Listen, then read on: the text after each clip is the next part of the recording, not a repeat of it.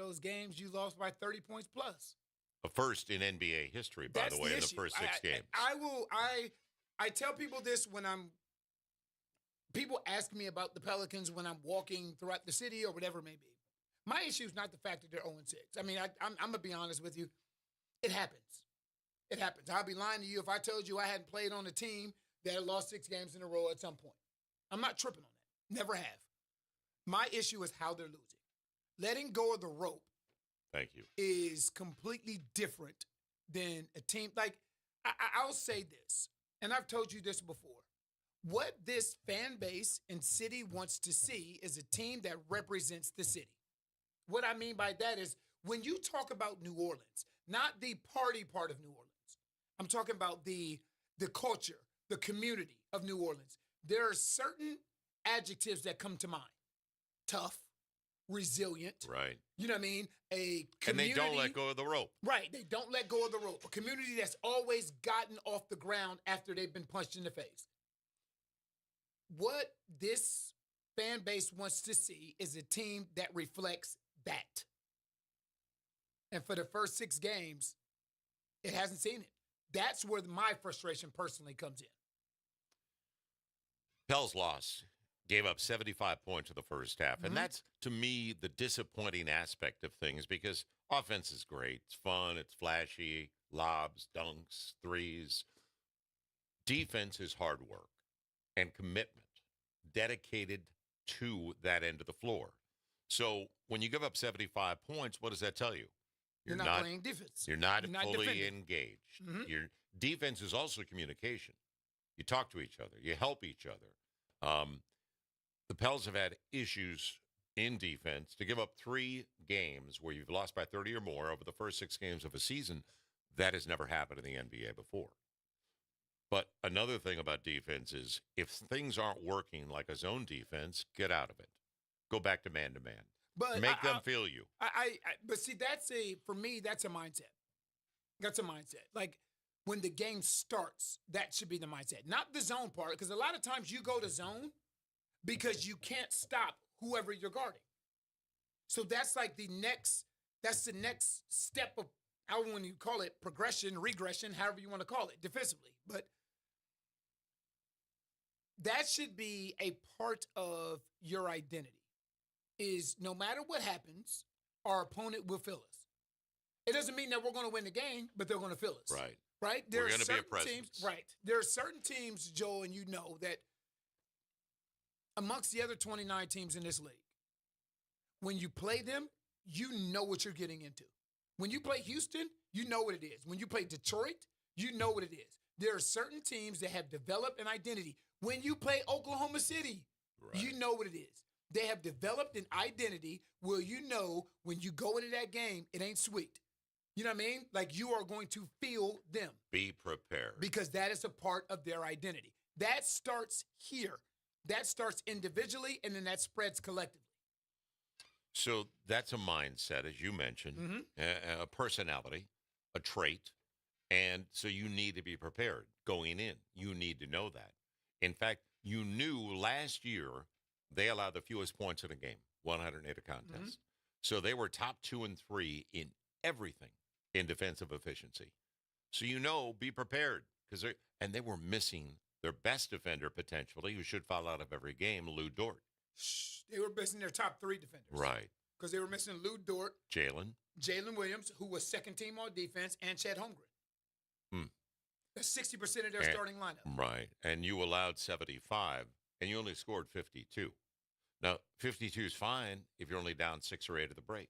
Because the scoring's up this year in the NBA. You look at all the games, 130 to 120 final last night. So everybody's playing with a lot of space and a lot of energy right now, and the pace has picked up. So that's not a surprise to give up 120, 125. But you can't give up 75 at the first half because you're looking at 150 for the game.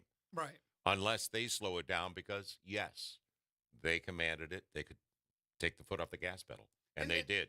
And if you're going to give up 75 points in the first half, you better score 70. Right. You're going to give up, Be there. Yeah, if you're going to give up 75 points in the first half, you better score 73. You want to be within striking distance. So let's get into, we talked this morning.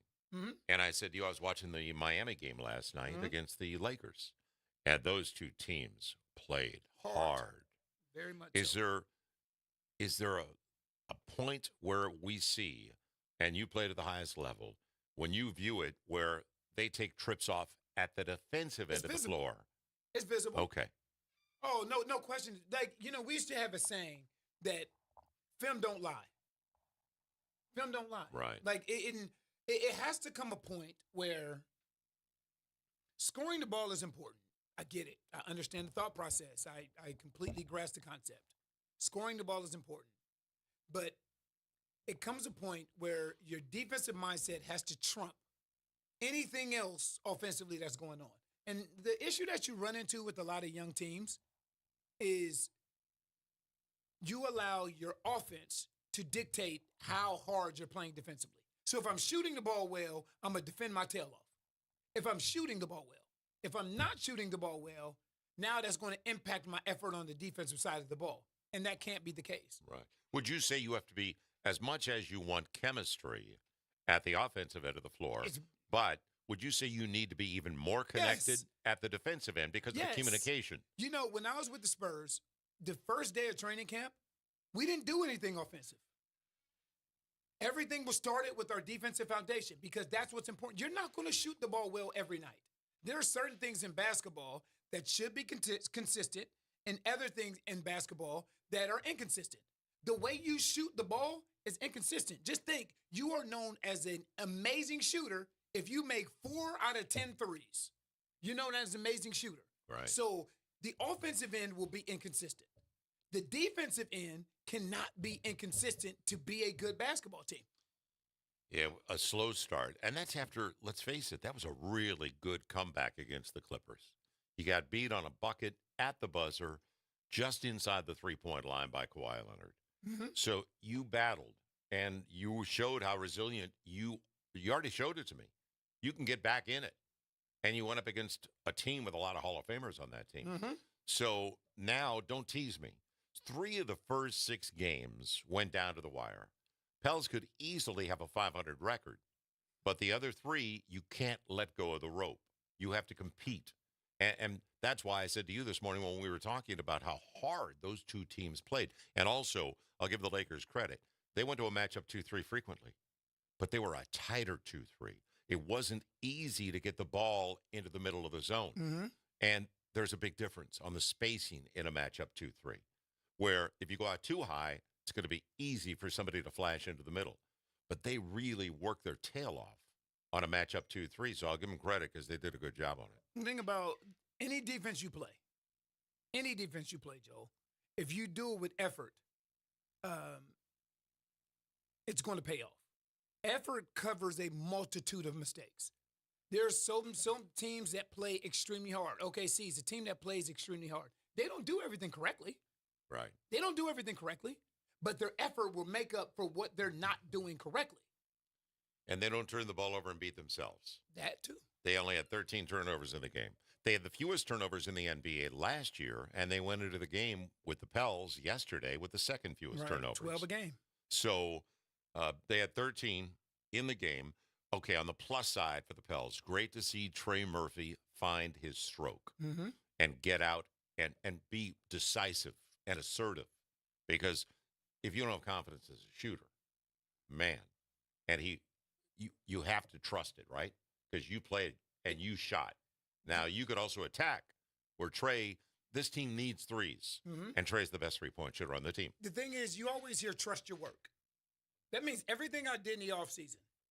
Think about the amount of time, work, energy, and effort that Trey Murphy put into his craft when he was able to. Remember, he injured his shoulder last year and missed a lot of the year. Right. But when he returned, you have to trust that. You have to trust that everything that you've done, right? The late nights in the gym, the early mornings in the gym, the weightlifting, the discipline, you have to trust that when you step in between those 4 lines. Right. Like and the summer before he worked on his handle, Yeah, we all yep. saw that, and it improved. But I tell you this, though, Joe. As Trey's reputation has grown as far as the scorer is concerned, as far as a shooter is concerned, now his place on the depth chart has changed too. Because you can see now, there's a trickle down effect to this. There is a huge trickle down effect to the NBA that people don't realize. I'll give you an example. If you have Zion, BI, and Trey on the floor, Trey gets the third best defender because you put your best defender on Zion, the next best defender on BI. Now Trey has the more favorable matchup. Right. When you eliminate BI from the equation, now Trey Murphy's getting the second best matchup defender, right? Now when you eliminate Zion from the equation, now Trey is getting the best defender. Right. The lockdown guy. The lockdown guy. And they game plan for him differently. No question about it. And you can see it. Every team that we played thus far there is a conscious effort to remove his airspace. Yeah, the Pels only scored 106 on 44% shooting. Trey was efficient, though. He was 7 of 13, 5 of 10. I truly believe in the long run, this team is going to be able to score. Uh-huh. It's the defense that you and I both said going into the season that concerned us the most. Because we saw, forget the 2 games in Australia, but the 2 preseason games we saw, it kind of got you worried. Like, are you going to stop somebody? And when it breaks down on the perimeter, it's over. Because these guys are so good, they find the open man. And that's what happened. In fact, they made 20 threes. They found the open man yesterday, Oklahoma City, often and early. And also the extra touches. They had 33 assists. And, the game that we were talking about before. Denver. Right, 40 assists. To 17. Because of extra touches, extra passes. I think one of the more cliche statements in the league is sacrifice. And I don't think people really understands what that means until you're put in a position to sacrifice. Sacrifice is not just minutes. I regularly average 30 minutes a game. Now I'm going to sacrifice my 5 minutes to give to somebody else. Sacrifice means I'm going to pass up open shots. For a great shot. For a great shot. Yep. Sacrifice means, you know what, I'm going to go out and I'm going to bust my tail, not for me, but for my teammate and my coaching staff and for my fan base. That's what sacrifice is. Right. And sacrifice means I'm not thinking about what's best for me. I'm thinking about what's best for we. And until the mindset starts to shift individually, because this is where it starts. It starts individually. And then every self-reflection is a big thing. You always hear you got to look at yourself in the mirror. And that's so true. You got to look at yourself and think, what can I do better? Right? Am I playing hard enough? Am I defending as good as I possibly can? Am I being a good teammate? Am I coachable? And am I okay being held accountable? All these other kind of things that go into making up good teams, you have to hold yourself to that standard. Once you hold yourself to that standard and you can be honest with yourself, that's when things may start to change. And we always bring up, and you talk about details. It's always the little things, like at the end of the first half, a miss, and then running on the baseline. And that was in the Clipper game, running the baseline where Derrick Jones Jr. just dunked it back in. Oh, yeah. Yeah, and no box out. 0. You can't wait for the ball to come to you. There was a board yesterday that hit the ground, and everybody wanted to release and get out. And the ball sat there, and Oklahoma City got it and made an easy bucket inside. So it's a group effort, not one guy. Defense is really team basketball. Because you can have a star at the offensive end who can carry you on off nights. But when it comes to defense, and especially you played guard in the NBA. So if your guards don't take it seriously, it's not their priority. Everything else it's over. Everything behind them is compromised. It's over. Right. Everything behind them is compromised. I am with you. It starts, a center is the anchor. A guard starts it all. You think about how contagious Jose's defense is when he's picking up full court. Right. Because everybody can see it. So it's like, okay, he's picking up full court. Now, we should all probably do the same thing. But if you spend the majority of your time now backpedaling, that's contagious too. And if your defense is constantly being broken down at the point of attack and at the point of contact, which a lot of times is at the top of the key or on the side of the floor where you break down to the middle of the floor. Yeah, they were wide open threes from their starters more than anybody else, and the starters played the bulk of the minutes early. So Here is Aaron Wiggins, 3 for 6. Jalen Williams, who doesn't start. Had 4 threes in the first half and came in shooting 20% from He three was in that 4 game. of 6 in the first half. 3 of 4 for Case and Wallace. Shea wasn't even on, but that's not his game anyway. He was Right. 1 of 5. And then you look at some of the other role players. Came off the bench. Caruso's more than a role player for them. Mm-hmm. He's a heart and soul player for them. He's willing to do, and I don't know if the Pels have that kind of player yet. He's willing to do the dirty work. That's called sacrifice. Right. That's exactly what I mean. That's right. But so is Case and Wallace. And Lou Dort. So is Jalen Williams. Right. So it's not one guy you're talking about that's willing to do the dirty work. You have multiple guys on that team that are willing to do the dirty work because it's not about me. It's about winning games. Whatever it takes to win. I feel like one of the most cliche statements in the NBA is I'll do whatever it takes to win a championship. What's missing at the end of that statement is unless I'm getting my touches, my minutes, unless I'm getting my minutes, unless I'm getting my money, and you cannot operate that way and be successful.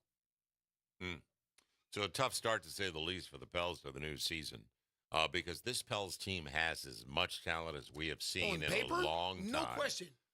Yeah. No question. But as we know, Joe, this game's not played on paper. Right. 504 582 9422 if you'd like to join us. 504 582 9422. So now 4-0 at home, 3-0 on the road is Oklahoma City. Now that we've seen them in person, and they were missing 3 guys. Yes. Are they by far the best team in the NBA? Yeah, I think so right now. I do think so right now. Basically, if you say they're the best in the West, they're the best in the NBA because the West is far better than the East. Deep. So when you look at the Western Conference, you have Oklahoma City, you got Denver, and you got Houston. The difference between Oklahoma City, Denver, and Houston, what separates Oklahoma City is their chemistry and their camaraderie. They've added nothing and removed nothing. Right. So once they hit the ground in training camp, they hit the ground with roles defined, right? No new players. The chemistry was already in place coming off the championship. You think about Denver. They added some new faces and subtracted some players. Brought in vets. Right. But that takes a minute to kind of figure some things out. Cam Johnson hasn't found his rhythm yet with Nikola Jokic and Jamal. He will because we're at very small sample size. I know it feels like we're in the middle of a 60-game season, but they don't play 6 games. And then Houston, obviously. Houston letting go of Dylan Brooks, letting go of Jalen Green, adding Kevin Durant, Dorian Finney-Smith. It takes a minute. And Finney-Smith hasn't played yet. Right. It takes a minute. That's why I think right now Oklahoma City, not just because of what they did last year, but because of their carryover and the chemistry that they come into the season with is head and shoulders above everybody else. Yeah, and we didn't see a lot of Brandon Carlson in the past because they've got 2 bigs already. They don't need them. But Brandon Carlson looked pretty good yesterday. He made the most of his minutes off the bench, legit 7-footer. He can shoot the 3 in 20 minutes. He had 11 points, 5 boards, and he was a plus 17. And he looked like he belonged, didn't he? Well, that's, to me, Joel. But he's got a guy like Shea. But also, you're playing a team that the NBA is not plug and play, where you can just take guys out and put them anywhere. But that's the definition of an identity, where you can take somebody out and put somebody in a spot, and that person knows their job, right? Yesterday, nobody tried to be Lou Dort, right? A.J. Mitchell's not trying to be Jalen Williams, and the other Jalen Williams is not trying to be Chet Holmgren. Right. So it's a team that is built on their identity. Regardless as who's in there, you know exactly what you're getting into as far as style of play is concerned. Yeah, they outshot them. They had 56% overall in the game.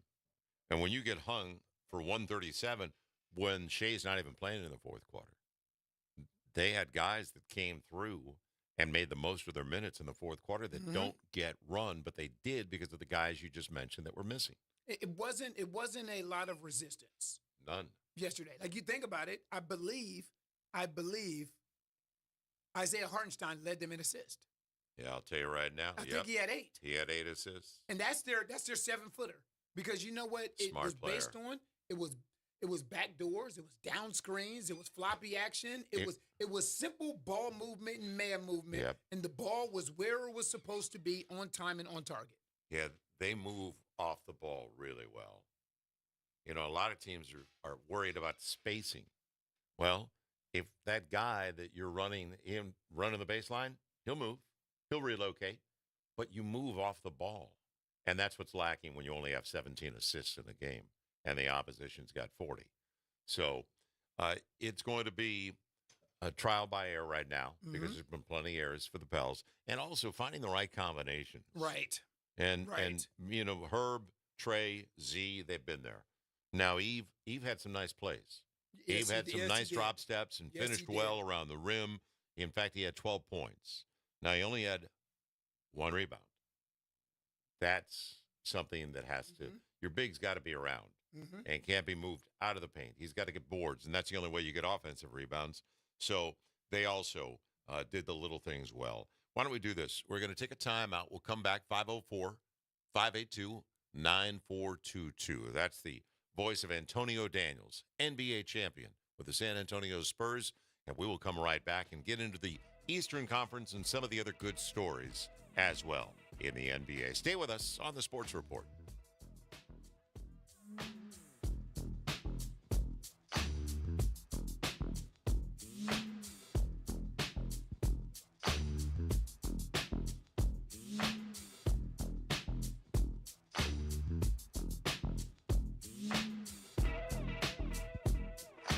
Get in on the conversation at 504-582-9422. Wake up your taste buds at Inner City Brews and Bistro, home of the one-of-a-kind peach cobbler pancakes. Start your day with our soulful breakfast favorites. Then come back for bold cocktails and those oh-so-good Creole flavors that always hit just right. In the heart of Tremay, every bite feels like home. Doors open at 8:30 a.m. and find us at 1401 St. Bernard Avenue. Inner City Brews and Bistros, uniquely New Orleans, deliciously unforgettable. The National World War II Museum. Located in the Warehouse District of New Orleans, the National World War II Museum tells the story of America's experience in the war that changed the world, why it was fought, how it was won, and what it means today.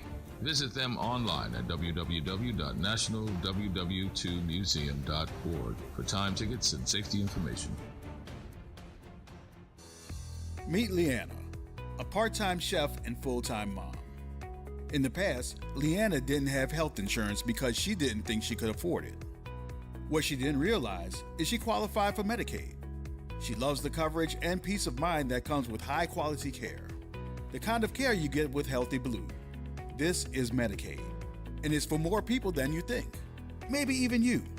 To see if you qualify, go to myhealthybluela.com. This is Calvin Duncan. Since I was in prison at the age of 19 for a crime I didn't commit, I fought for truth and justice. My opponent teamed up with MAGA to lie about my innocence, lie about his record, broke election law, and let court documents get thrown in the landfill. We deserve better. From Angola to the Supreme Court, I've been an underdog all my life, and every step of that journey has prepared me to serve as your clerk. Calvin Duncan for clerk. Paid for by Calvin for clerk. The Historic New Orleans Collection presents a new exhibition open through June 7th, 2026. The Trail They Blazed. Built collaboratively with people who participated in the local civil rights movement, The Trail They Blazed presents stories of social and racial justice straight from the people who lived them. Listen to leaders tell their stories of resistance and persistence in their own voices, recorded by the Historic New Orleans Collection. Plan your visit to 520 Royal Street in the French Quarter and reserve your free tickets at hnoc.org today. Hi, this is Arnie Filko. Let's elevate every Tuesday through Thursday from 6 to 7 o'clock p.m. as we discuss the community, the country, and the world, from politics to current events to sports. We look forward to your input and continuing the quality programming on your community station, WBOK. Join Carrie and I every Tuesday through Thursday, 6 to 7 o'clock p.m. on Elevated Conversations, the Arnie and Carrie Show. See you soon. A message from the Greater New Orleans East Business Alliance. New Orleans East is primed for economic development and growth. The East has an abundance of commercial space and vacant land available. The opportunity for development is endless. Come be a part of the economic rebuild. For more information, please give us a call at 504-957-3568. That's 504-957-3568. Building a strong New Orleans East makes a stronger New Orleans. At New Orleans East Hospital, we believe healthcare should come with heart. Located at 5620 Reed Boulevard, we proudly serve the New Orleans community with compassion, courtesy, and a commitment to excellence. From healing to education, we want to be your trusted healthcare partner that's close to home. New Orleans East Hospital, delivering a culture of healthy care. Visit DePaul's new Algiers Health Center at 2801 General de Gaulle Drive to receive primary and preventive care for both adults and children. Services also include behavioral health, imaging, and on-site pharmacy, vision, Medicaid enrollment assistance, and more. For appointments, visit DePaulCommunityHealthCenters.org or call 504-207-3060. WBOK, online at WBOK1230.com. The Sports Report. WBOK 1230. Welcome back once again. We'll get to your calls at 504-582-9422. That's 504-582-9422 on the plus side for the Pels. And we're looking for things you can play off of, build off of, and that is Jeremiah Fears. I said to you while we were away, I really like the pace. He doesn't rush himself. Oh, he's fast if he wants to be. But he's got a great feel for things. Just turned 19, and he's mature beyond his years on the floor because he's not rattled. He's patient. Even at the end of shot clocks, he gets there. So Jeremiah Fears, out of what we've seen over the first 6 games, there's your lead guard to invest in. And there's your silver lining. Right. Right? When you look at the first 6 games of the season, obviously, it's not a whole lot of positive that you can take from it. One of the positives that you can take from it is the play of Jeremiah Fears. It's amazing that he's 19 years old. We talked about this yesterday on the broadcast. He reclassified forward. In a culture where you have so many players that are reclassifying backwards, which basically means I'm going to hold myself back so I'm bigger, stronger, and older than the kids that I'm playing with. He actually did it the other way, reclassified himself forward. So he's supposed to be a freshman in college right now. Well, the Oklahoma Sooners head coach was on. Right. And talking about how young when he came to him, he was 17 before he even turned 18 for the Sooners. And that's what's impressive to me. Like, just like a quarterback in the NFL, the point guard in the NBA is the most complicated position. And I'm speaking from experience because you have to do things that you've never had to do at any other level. You know, so like even in college, when I was in college and I went to Bowling Green, I came in as a point guard. There were guys that were seniors, which basically meant they were 3 years older than me. Right. You know what I mean? 4 years max. But now when I was drafted by Vancouver in 97, now I'm playing with guys that are 10, 12, 13 years older than me, and now I have to tell them where to go, where to be, you're in the wrong spot. That's tough. That's very difficult to do. And the thing that I love about Jeremiah Fears is he has a quiet confidence about him. He doesn't say a whole lot. He's always smiling. He is literally always smiling. Great attitude. Great attitude. And that's contagious to me. Right. And that's what you need from your lead guard position. Like it's like a quarterback. Like your quarterback has to drive the mood of everybody else. It can't be your right guard or your receiver. It has to be your quarterback that kind of galvanizes that huddle. And it's the same way with the point guard in the NBA. It's interesting because people said to me, well, I don't know if he can shoot that well. And I said, well, wait a minute. 85% of the free throw line in college, and he was there a lot. Mm-hmm. So obviously he's got form, and now he just builds strength, which he has done in the offseason between the end of his college career, 1 year there at Oklahoma, and joining the Pels. And he's dedicated and committed because not only is he shooting at a high level inside, but the stroke looks good outside. Mm-hmm. The three. He had 2 threes right away. In fact, he had the first 8 points of the game for the Pels. And that's with his college team in attendance. Right. Yeah.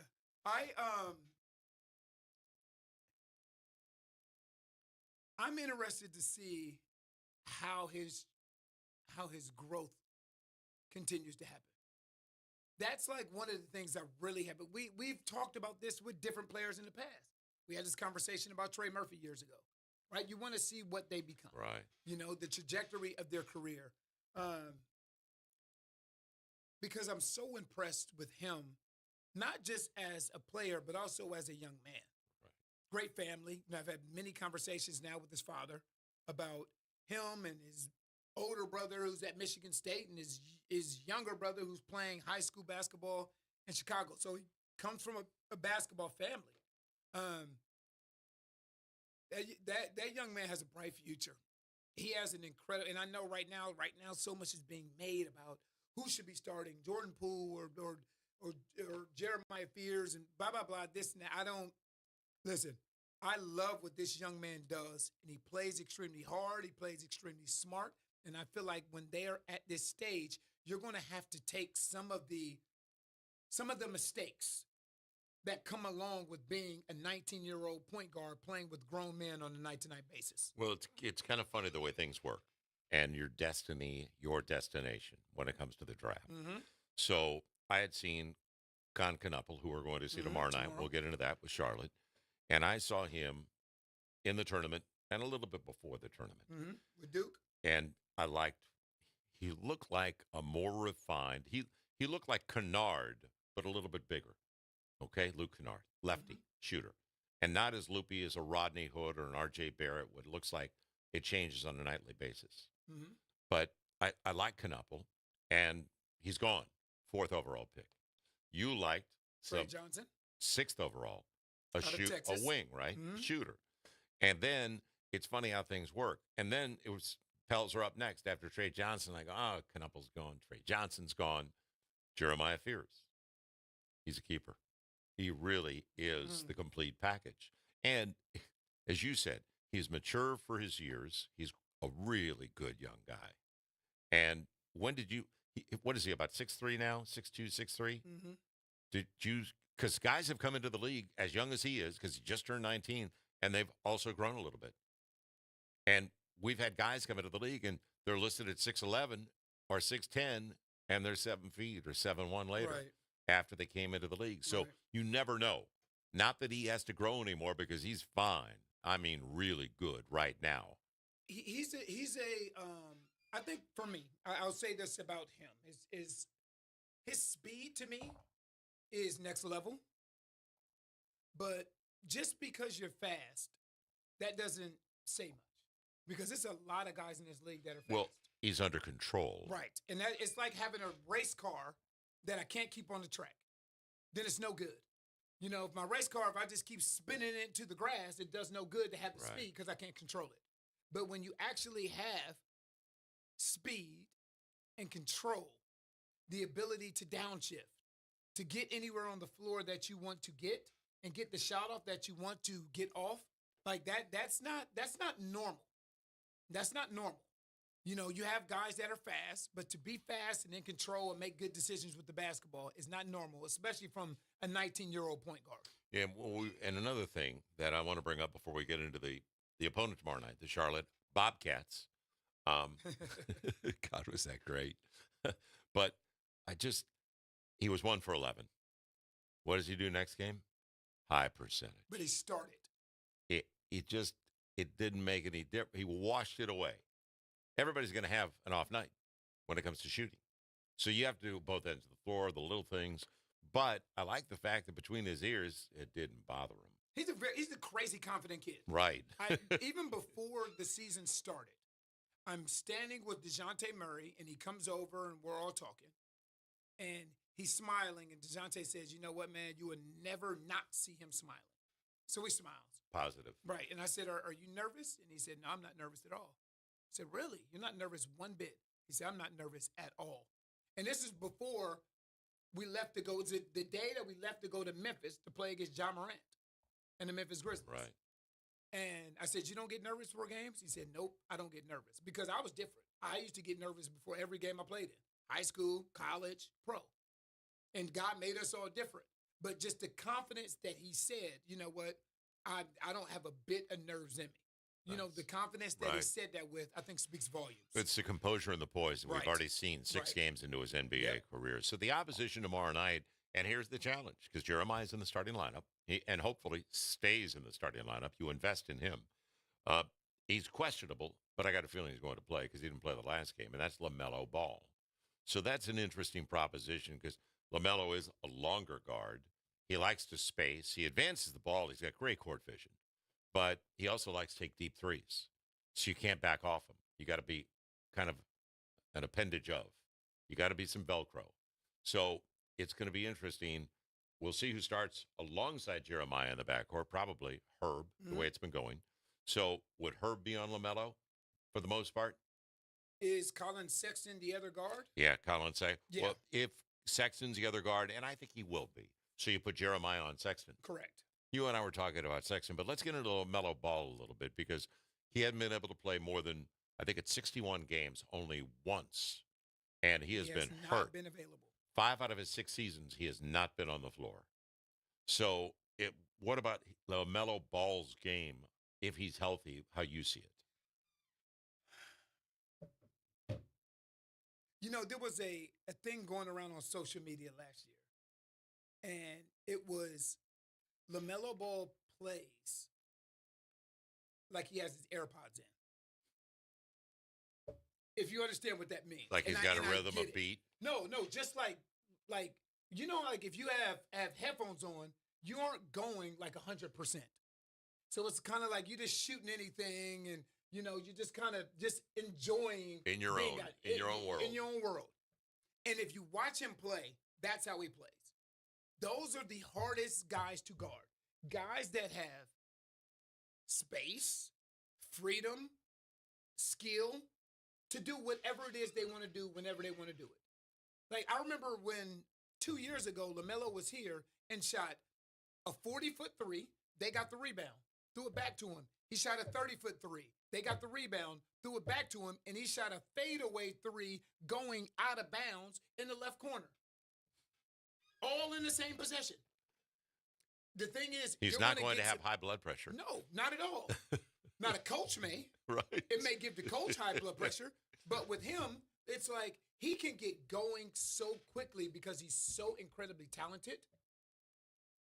I feel like with somebody like that, bad shots you need to turn into live ball turnovers. So when those long threes are taken, as opposed to standing and watching, you need to use those and push those back at him. Track He's and a run. heck of a player, though, man. He really is. And he sees his teammates well. He really does. So it's yet to be determined, but I got a feeling he's going to play. They picked up Colin Sexton. I love Colin Sexton. Me too. Always for have. Yusuf Nurkic at a second-round pick with Utah. Colin had went with Larry Markkinen in that deal for Donovan Mitchell. So I said to you, the one thing I really like about Sexton, he plays hard at both ends of the floor. He plays like he is playing for every year's a contract year for him. He doesn't take a trip off at either end of the floor. So, and Charlotte comes in 3 and 4. They can get to the 500 mark, and Charles Lee, their coach, is doing a good job, but they're going to invest in him as well in his second season. So it's interesting to watch a backcourt because they're real different guys. Totally. And that's healthy.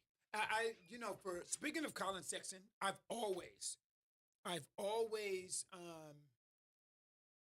loved the motor that Colin Sexton's played with. Right. Always. Because the thing is, when you watch games, you'll stand out for different reasons. You know what I mean? You'll stand out for, okay, that guy can really shoot, or that guy can really defend, or that guy can really pass. Colin Sexton's motor has always stood out. It's always stood out. He stands out for playing harder than anybody else is playing on the floor. Always.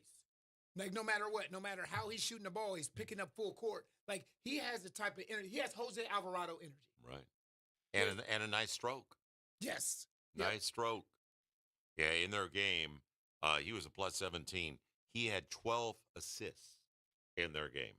In their win over Utah, and they smoked Utah in that game in Charlotte, 126 to 103.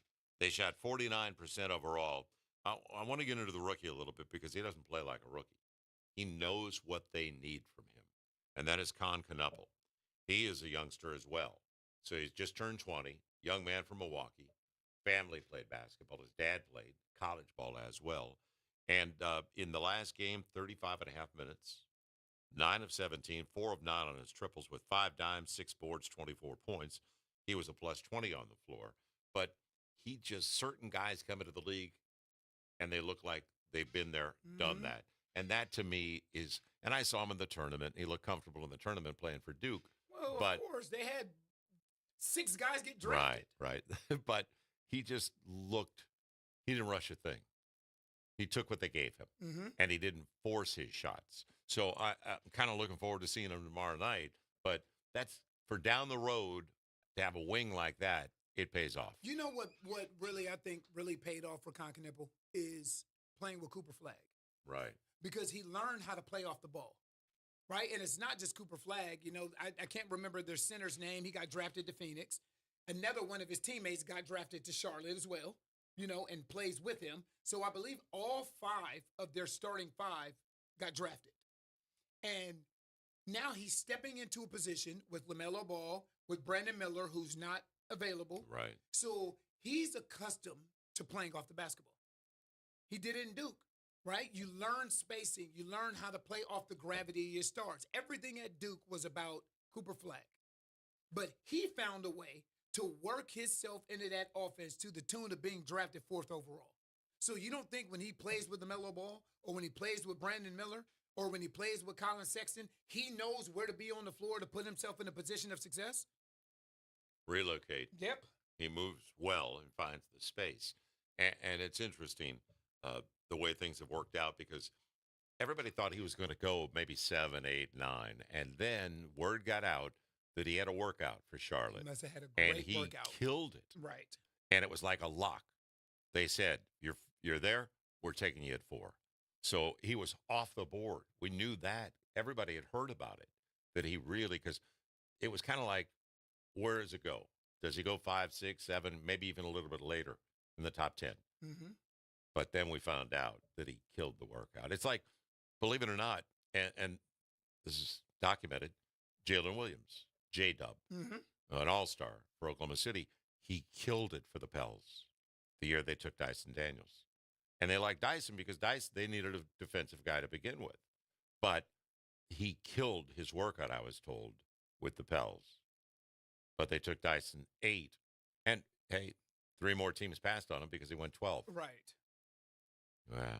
The draft, player evaluation. It's hard, man. Yeah, I know. But you, man. player evaluation, the good teams, and you can see what Miami has done over the years, where they get guys that weren't bonus babies and you know come what, through. Joe? What they're doing is they're getting players that fit their culture. Right. They're getting players that fit their identity. That work. But you also have to have a culture and have an identity to get players that fit that culture and fit that identity. Yeah, Jaime Jaquez. Mm-hmm. Jaime So- Jaquez Jr.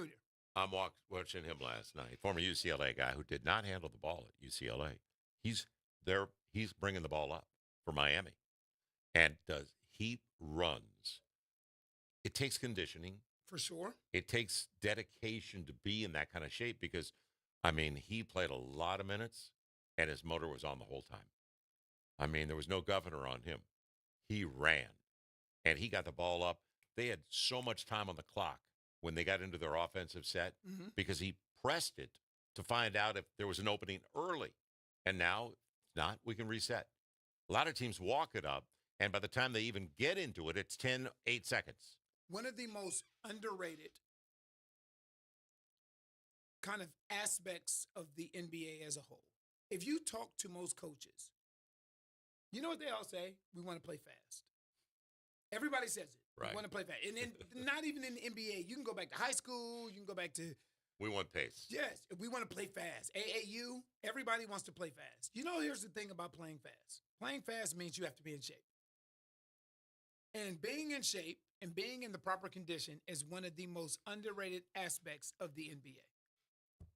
Like, you don't realize how important that is. Once your body goes, Joel, that's it. Yeah. That's it. I can be as smart as I want to be right now, thinking the game and seeing the game, but if my body can't do it, it doesn't matter. And I feel like guys don't understand the importance of conditioning. when you watch someone like Colin Sexton, when you watch someone like Jaime Jaquez Jr., that guy that has a motor to get up and down the floor, not just one way, not just when I have a chance to score or when I'm open for three, but running means, playing with pace means this is who we are. For us to be who we are, this means this is something we have to lean into, which means everybody has to do it, which means everybody has to be in shape. Easier said than done. Yeah, and, their coach has the front offices got the coaches back in Miami. Oh, always has. Even when LeBron was there. I was about to bring up. When LeBron said, hey, Pat, don't you think we maybe bring this guy in as the coach? I'm good, man. I'm really good with Eric Spoelstra. And he's a good coach, an outstanding coach. But I was impressed with Jaquez in particular last night. I didn't see him that way because I saw him at UCLA, and I saw him a little bit early in his career. It's his third season, I believe. But, man, did he play hard. But you know the difference for me, Joel, is Eric Spoelstra has changed his coaching style. If you watch the Miami Heat play, the Miami Heat have never played this way.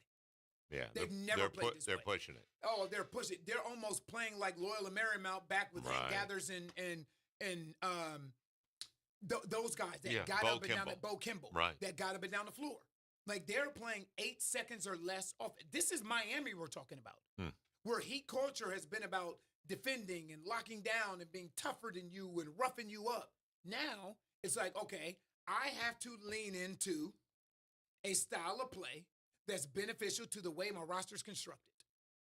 And they've done it. Adjustments. They've done it. Adjust to your personnel. Yes. Jaquez, by the way, last night, I didn't realize he shot this well.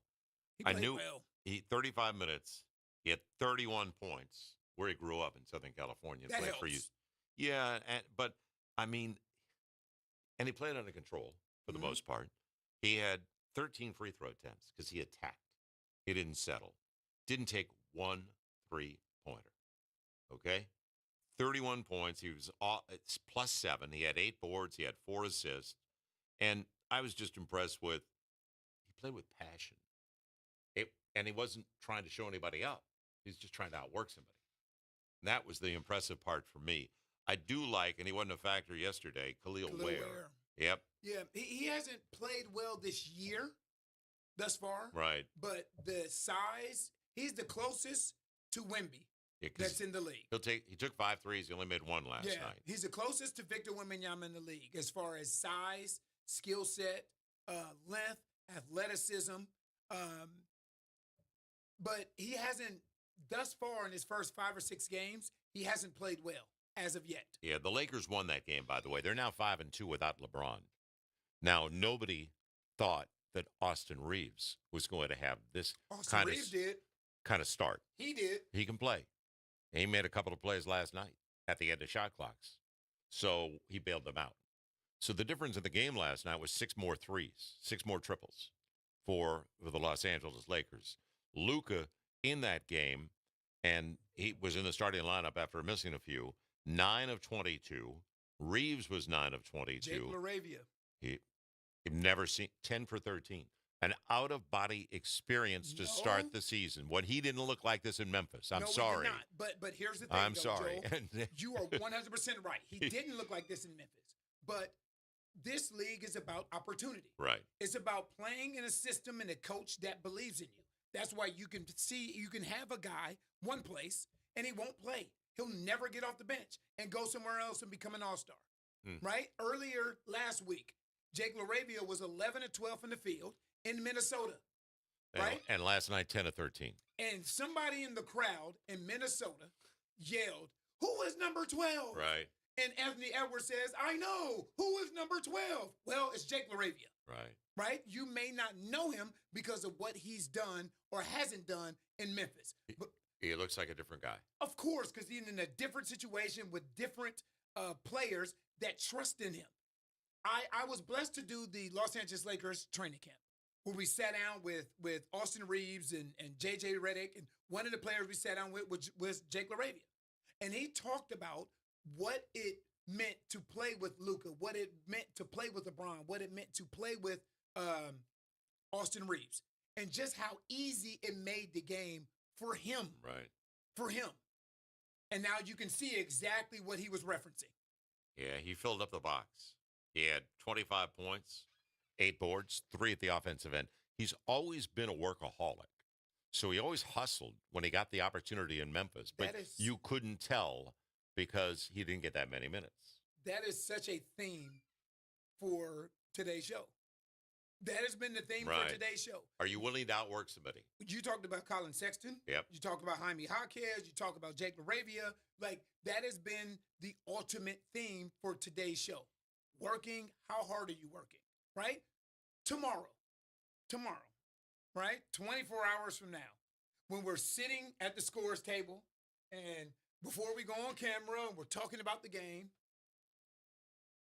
what would you like to see more than anything else from the New Orleans Pelicans tomorrow? And who is willing to outwork his opponent? That's what I'd like to see. Who is willing to make that effort, which sets an example for the rest of your teammates? Well, if he's doing it, I better step up my end of the bargain. So my end of the agreement. That's going to be the key going into the game because you can't get outworked. And I think that has been a case for the Pels, not all game, but during spurts where the game got away. Mm-hmm. It's not like you're laying down and you're flat as a pancake, but you're going through 2 and 3 minute stretches where, wow, they out-hustled you. They got 2 or 3 chances at the offensive end because you were ready to release instead of going to get the board. And when the Pels started the season, they were on the offensive glass. They were doing a good job of the offensive glass. So let's see who's willing to set an example tomorrow for the Pels. It's got to be one of the starting 5. For sure. That's making a statement early in the game. And you know what? I think you just gave me my key for tomorrow's game. Outwork your opponent. Who's willing? Yeah. Right. Who's willing? And I think that's a great way of putting that. Who's willing to set the tone? Who's willing to sacrifice? Who's willing to play harder than your opponent? Because I'm with you. Yeah. Like, sometimes shots are going to fall. Sometimes they're not going to fall. I'm not tripping on that. I'm not tripping on guys missing shots.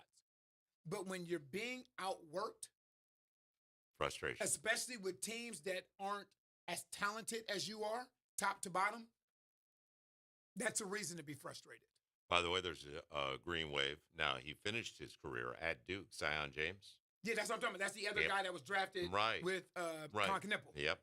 So he's played at Tulane for, 4 years, and then his last year was at Duke. And so he got the opportunity at Duke, made the most of it because he was a second-round pick.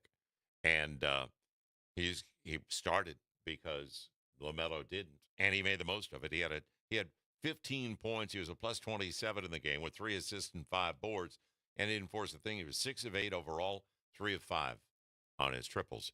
The one guy that you always have to account for, because he's kind of to me, he's can be flashy and streaky. When he's on, he's really on. Miles Bridges. Oh, yeah. I'm with you there.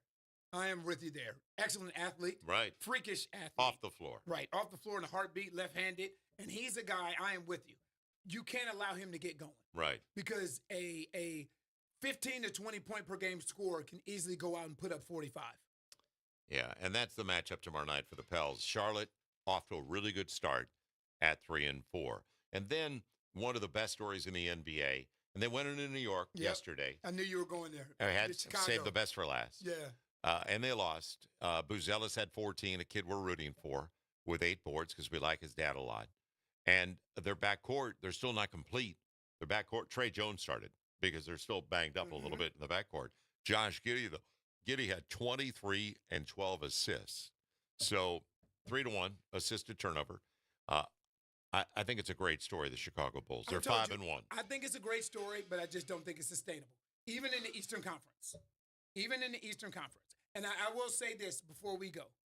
Yesterday was the first game that I've seen Victor Wembanyama look mortal. And that was the Phoenix Suns. He looked human. Who made him look that way? Was there one guy that matched up with him? Because I saw Khalil Ware against San Antonio and Wembanyama, Miami's Ware, in the preseason.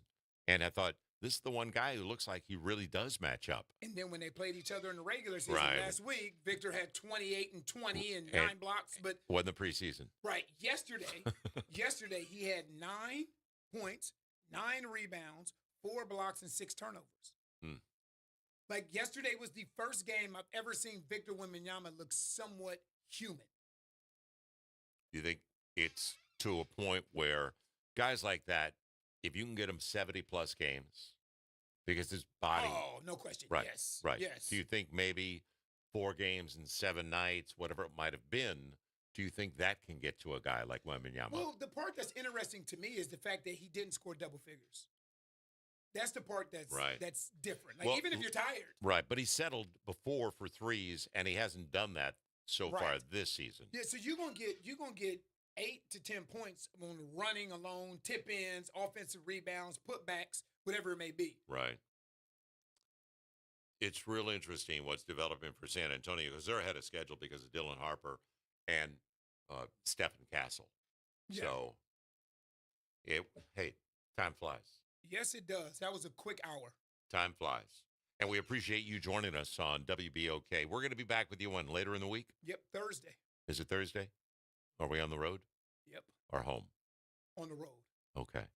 Well, you'll be here. I'll be there. Oh, good. Good. I like get that. to go home, see my family. It'll be remote. Yes, Very remote. very remote. Okay. Thank you for all joining us. That's Antonio Daniels, NBA champion. I'm Joel Myers. We'll be back with you on Thursday on the Sports Report right here on WBOK.